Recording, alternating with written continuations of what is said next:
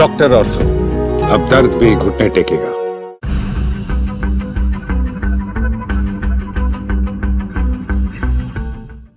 नमस्कार दोस्तों, channel for news India के यूट्यूब प्लेटफॉर्म पर आपका स्वागत है। मैं हूं आपके साथ क्रांत कुमार। दोस्तों, आज बात करेंगे हरियाणा की राजनीति, क्योंकि विधानसभा चुनाव हरियाणा में संपन्न हो गए हैं, सरकार का गठन भी हो गया है, मुख्यमंत्री नैब सिंह सैनी भी बन गए हैं।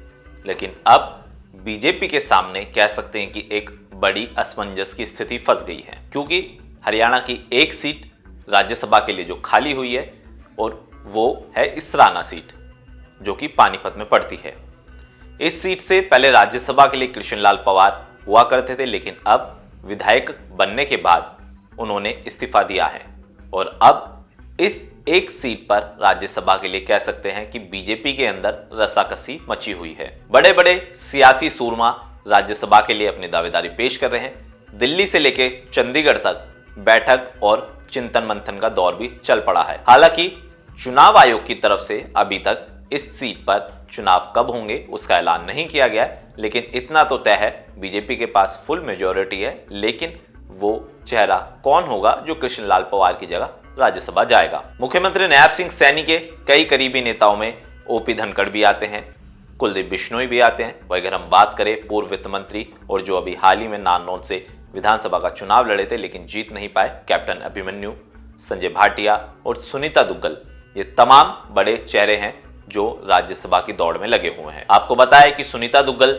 भी पार्टी हाईकमान की करीबी मानी जाती है। वही अगर हम बात करें ओपी धनखड़ और कुलदीप बिश्नोई की, तो अमित शाह के साथ इनके रिश्ते काफी अच्छे हैं। हरियाणा में इस एक राज्यसभा सीट को लेकर रसाकसी मची हुई है। वहीं कांग्रेस की अगर हम बात करें तो कांग्रेस अब इस पर बीजेपी पर निशाना साध रही है। कांग्रेस ने कहा है कि हरियाणा में बीजेपी कहती है कि कांग्रेस के अंदर गुटबाजी है, लेकिन अब गुटबाजी कहां है वो दिखाई दे रही है।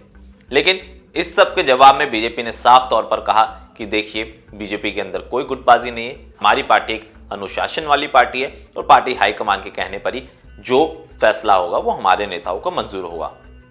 लेकिन दोस्तों, इतना तो तय है वो चेहरा कौन होगा, या फिर वो महिला चेहरा होगा या फिर वो पुरुष चेहरा होगा। अगर पुरुष चेहरों की अगर हम बात करें तो तीन बड़े चेहरे हैं, जिसमें कुलदीप बिश्नोई, कैप्टन अभिमन्यु, ओपी धनखड़, और अगर हम बात करें चौथे नाम की तो वो है संजय भाटिया।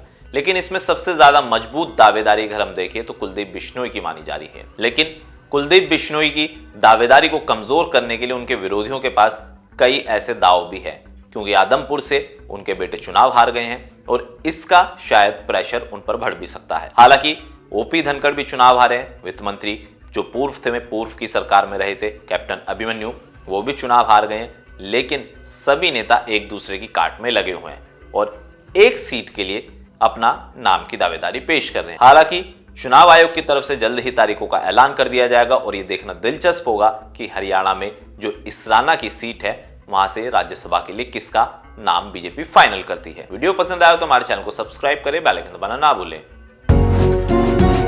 डॉक्टर ऑर्थो, अब दर्द भी घुटने टेकेगा।